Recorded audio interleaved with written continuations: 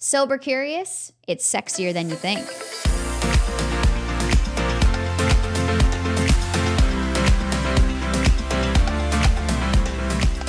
Hey guys, it's Katie, your host of Faith at Work, and I am so excited to bring you this episode on sober.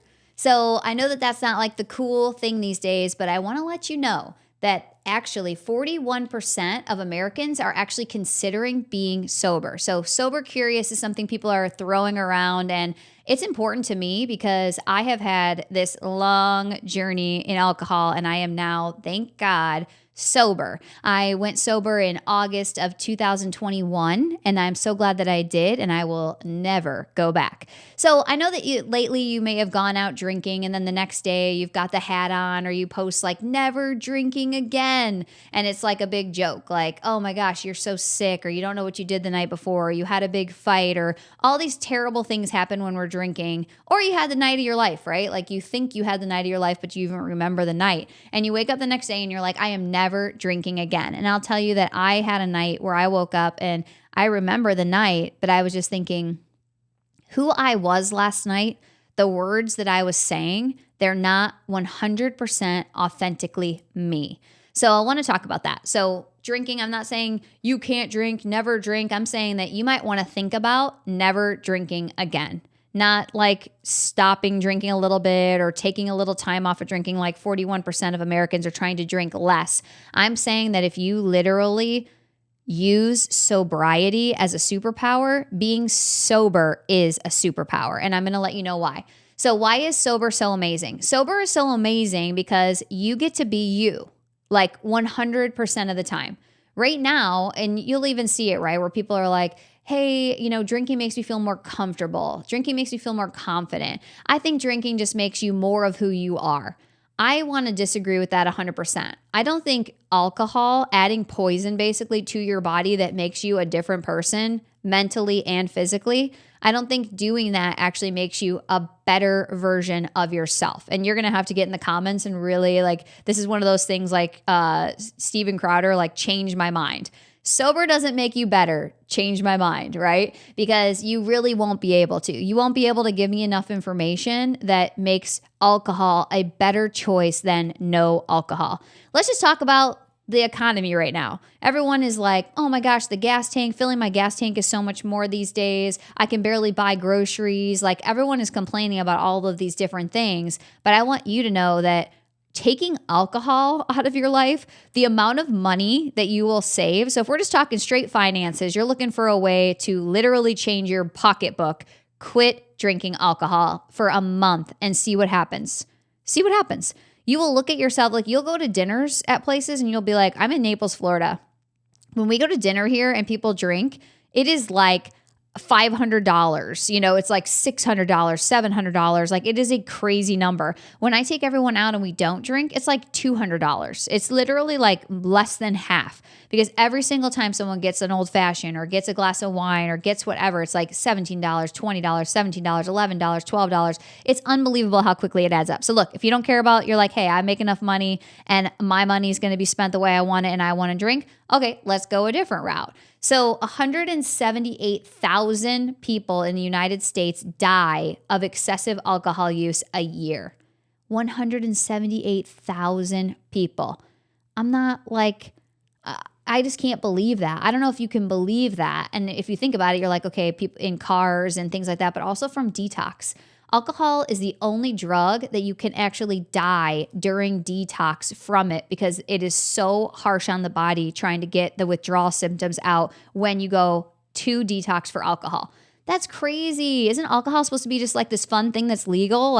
If something's legal, how could it be so bad for us? But if you look at our food system, we'll get into that on another episode. But you look at our food system, it's not true. Just because it's legal doesn't mean that it's healthy. Just because it's allowed, you're allowed to do it and it's cool in society, it doesn't mean that it's actually good for you. So think about how many people die a year. I know that you're like, oh, well, I barely drink. And you're like, I only had 6 or 7 the other night, or, if we get into talking about DUIs, the amount of people that get DUIs a year is astronomical. And I know that when you go to dinner with your friends and you have a couple glasses of wine, you're like, I'm fine. You like kind of pick who's the most sober person. And you're like, I'm good. I ate. It was 2 hours long or whatever. But usually the people who are driving, if they were pulled over, they would still get a DUI. If you actually believed that when you got in your car, would you drive home? Because is it worth getting a DUI and having that on your record and having to fight that and just all the obstacles that come up when you have a DUI? But not only that, you guys, your ability to stop or your ability to see what's going on around you, it is less when you're drinking. So we'll get some statistics and facts and stuff like that to post below. I'm not going to have like a science discussion right now, but in general, you know that when you're drinking, you are not as alert and not on it. And that brings me to the Bible verse actually that focuses on sobriety. And it's 1 Peter 5:8. Be alert and of sober mind. Your enemy, the devil, prowls around like a roaring lion looking for someone to devour. Think about that. Think about how many times the enemy has gotten into your mind, into your thoughts. I know oh my gosh, you guys. I know for me, this is huge, that when I'd be drinking, I would have these awful arguments with my husband. I mean, I would believe that my husband didn't care about me. I would start making up all of these terrible stories about my husband in my head that if I had been sober, there is not a chance in the world that I would have had those same arguments and had those same terrible thoughts. So where are those thoughts coming from? The devil is coming to kill, steal, and destroy, and that's especially your relationships. Because if we're in relationship with each other, we're going to make it. We're going to get people through things. We're going to be able to be the hands and feet of Jesus. But if we're isolated and we're alone, and that's what was happening to me. So when I was younger, I drank a lot. Like in high school, I would drink so much that the guys, like I was always kind of like a tomboy and I would hang out with the guys a lot and I would drink so much they'd be like, geez, like they couldn't believe how much beer, especially that I could drink. And I really loved beer. I'm from the suburbs of Chicago. I went to school in Wisconsin, Madison, Wisconsin. Like alcohol was always a big part of my life, like a big part of my high school and all that. And I would get to the point in college where I would black out. Like, not a crazy amount of times, but enough times where you're like, oh my God, like, thank God nothing crazy happened to me because I know, people were around me and I was in good groups. So thank God, because there were times where I definitely could have hurt somebody, whether I was driving or not driving. When you're in that state, you don't really know what you're doing. And it really started making me feel like, maybe I've had enough alcohol. So I actually quit drinking alcohol on my 21st birthday. I was at Madison, Wisconsin. I was a bartender. So it's kind of the funniest thing. I was like, I'm going to quit drinking. So when I was 21, I quit drinking and I felt so good. Not only did I lose like that 10 extra pounds that you're carrying around just from having so much alcohol, but I just was like so clear. I was doing awesome in school. And not only that, I was still a bartender. So I was getting to see firsthand what I didn't want, who I didn't want to act like, and what I didn't want to do. Not only that, I was getting the best jobs because who doesn't want the sober bartender in Wisconsin to run their bar? So I was getting awesome jobs. I was working every single night actually, and I was making a ton of money and I was just having a blast. So I quit drinking and I stopped drinking for, I can't remember how long. I think it was like 6 years. And then I was living in Naples, Florida, and just started drinking randomly, right? Like nothing crazy. I wasn't blacking out. I wasn't doing anything nuts. I was a bartender. I was still pretty sober as a bartender, so I wasn't doing anything crazy like drinking during bartending and then driving home or anything like that. But it started to creep back in, right? It's what alcohol does. It's like, hey, I don't have a problem. I know that when I quit drinking for this last time, it was a situation where I swear a lot when I drink. It's like my vocabulary literally changes. It's like F this and F that. Like someone will say, Katie, can you like hang, like lighten up your swearing? And I'm like, what the F did I say? Like I was not conscious of what I was saying literally. And I think that is a huge problem. And one night it just got to the point where, things escalated and I was swearing a lot. And someone basically told me like, hey, like this isn't cool. So I looked at that and was like, okay, I'm done. And I didn't say like, oh, I'm going to quit for 1 month, 1 year, 2 years, 3 years. I'm like, I'm done with alcohol. And another thing that was happening was in my relationship with my husband, I was noticing that I was drinking to feel better about our situation. So we weren't doing great at this time. And I would drink to just numb out. I would drink so much that I didn't care that I didn't feel connected to him because I didn't need to be connected to him. I could just be connected to alcohol. So I would drink and drink and drink. Now, again, I wasn't doing anything crazy. I wasn't driving. I wasn't like putting anyone at risk. I was just isolating myself and drinking myself to a point where I didn't even have a relationship with my husband anymore. I didn't need it. It was like I chose alcohol instead. I'm like, if you don't love me, I'm going to love alcohol. And I didn't look at it that way at the time. But when I look back, I know that that's what I was doing. And I thought I was having fun, right? Everyone calls alcohol fun. Like, oh, well, if I don't drink on the boat, it's not going to be that much fun. I'll tell you, it's just as much fun. It's just, it lasts a lot longer when you're with a bunch of people drinking and you're not. It lasts a long time. Okay. So the only thing that's going to happen is you're actually going to get a lot of time back and a lot of money back if you quit drinking. So ask yourself this. If we did a challenge, okay, because we're going to be doing a challenge coming up in January. If we did a challenge right now, today, and we said part of that challenge was you couldn't drink for 30 days or 60 days or 75 days or whatever it is, could you do it? Everyone at first is either like, I wouldn't do it. I don't need to do it. I'm not doing that. It's like, okay, maybe you're not ready to try to be sober. Other people are like, yeah, I could do it. Okay. And then they look at their calendar. And they're like, okay, wait, I've got this Christmas party. I've got this party. I've got my birthday. Like I've got my husband's birthday. I've got my fiance. I've got my friend's best thing. We're going on this trip. Like there is no way in the world that I'm not drinking alcohol if we're going to the Bahamas, right? You've got to look at that. I mean, whether you're like ready to look this in the face and really like think about what alcohol is in your life or not, you should maybe start thinking about like, hey, why? Like, why can I not even fathom not drinking at that event or at that party or for my birthday? Like, what is it that makes you think that you need alcohol to have that moment? And something that I did is I did the 75 hard, which we're going to kind of do and bring back in January. And when I did that, when I was not sober, it was really difficult for me because I had all those excuses. It was like, oh, I could do it for like 40 days, but then maybe I'll go back to it after this weekend where we go celebrate my friend's birthday, like at this golf course or whatever. So I really had to think about that. Now that I'm sober, you guys, it's so much easier for me to accomplish every single goal in my life. Literally, every single goal in my life has got easier to achieve by just the no on drinking, not the maybe, the no. It is a superpower to getting the things that are on your list and in your dreams done. And I'm telling you that for real. Like the changes that have happened in my life since 2021 are exponential. And it's because I never have that morning where I'm hungover.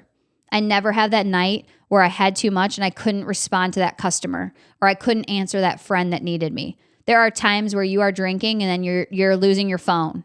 And then someone might have needed you that night and you're not there.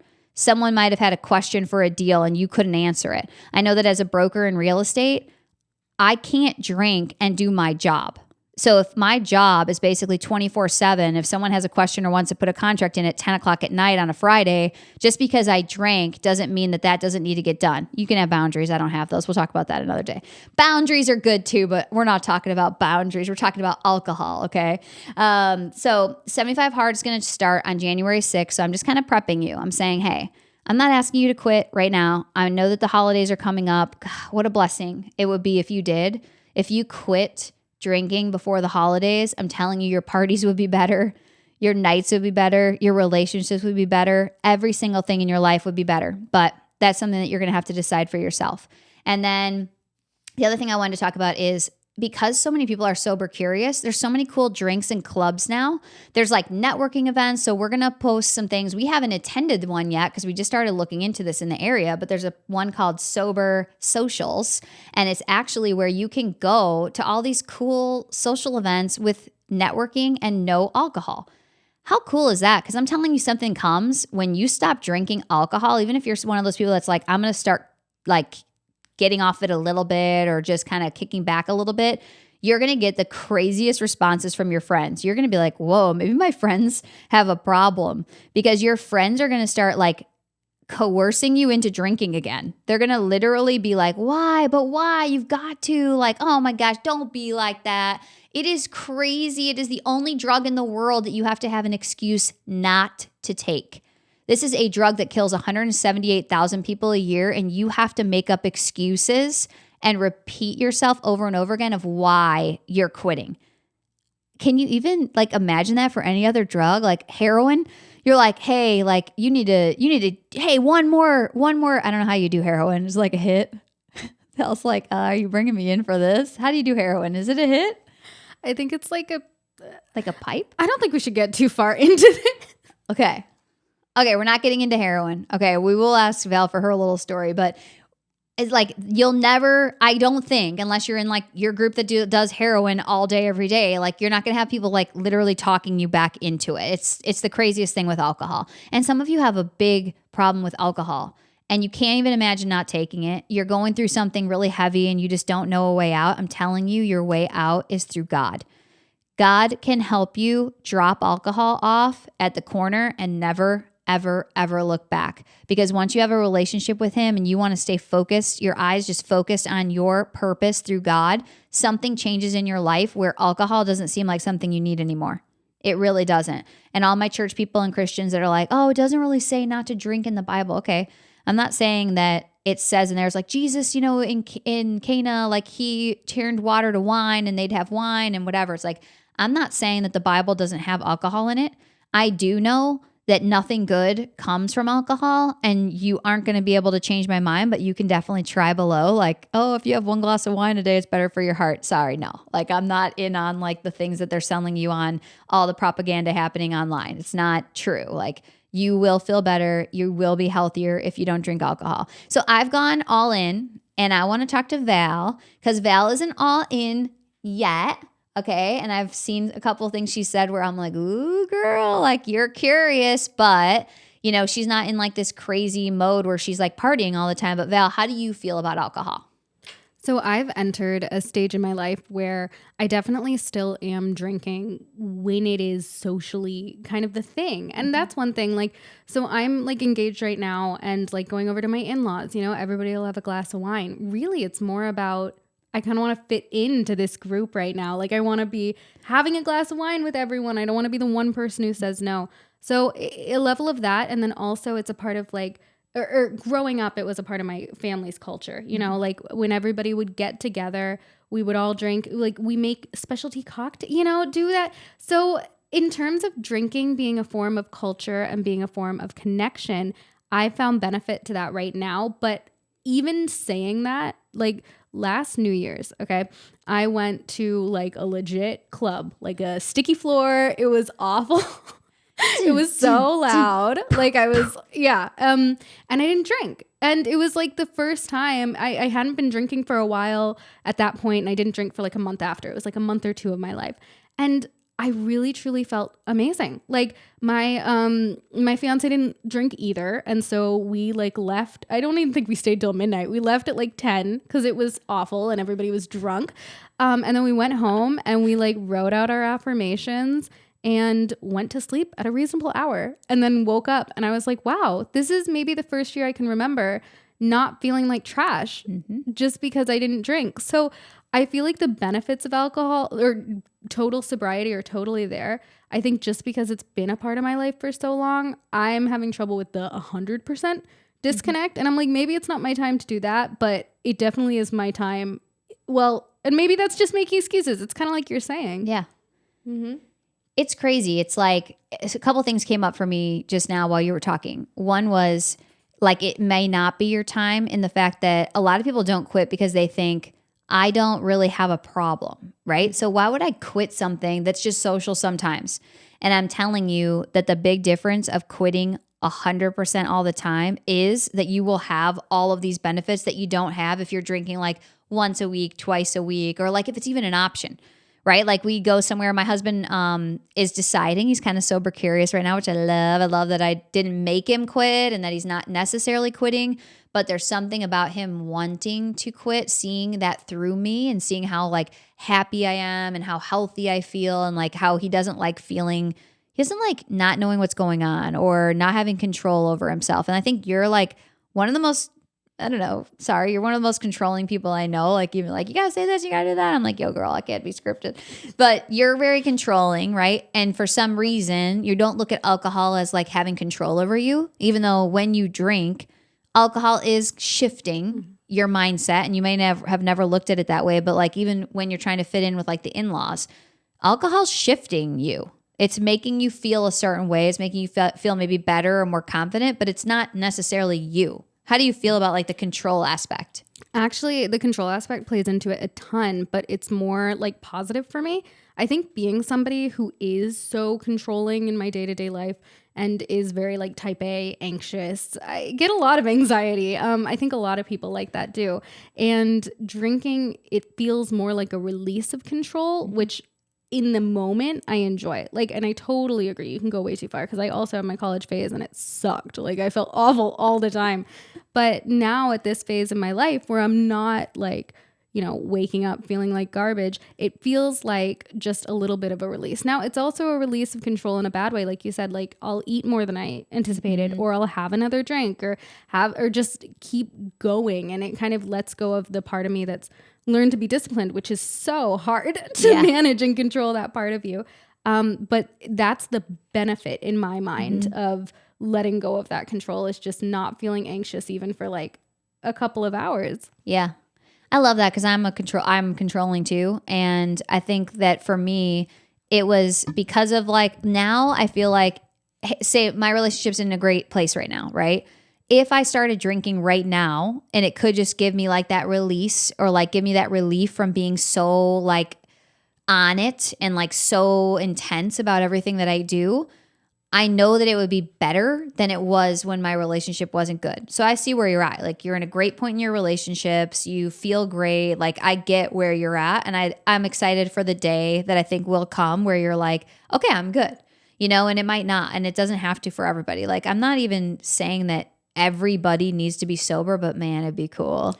I know you're right that it would be cool though. That's the thing. Like I think about it all the time. I've seen a lot of people that I really, including you, like know and respect and trust, who stop drinking, and it's like truly you gain that control of your life back, and it is really awesome to see. So I think I'm kind of like closer to where your husband is, of it's tough for me to 100% turn it off, but like I do see how it's working, and you want that. Oh yeah. And you're going to lose people. So like I lost relationships. I was hanging out with a certain group that was like really drinking a lot, and I don't have those friends anymore. Like, were they really friends? Yes. I mean, I could still go hang out with them, but it's not the same, right? Like, and also when we go on client dinners, when people are drinking, they get so weird about me not drinking. Like they're so self-conscious because really they know that they're not being who I know they are. They're not being the best versions of themselves. So look, if you're looking to like really feel like the absolute best you could possibly feel in your whole life, I'm telling you that sober is sexy. I'm telling you that sober is a superpower. And I'm telling you that you might want to get sober curious. So we'll cover some other stuff in our next episode. And until then, stay elevated.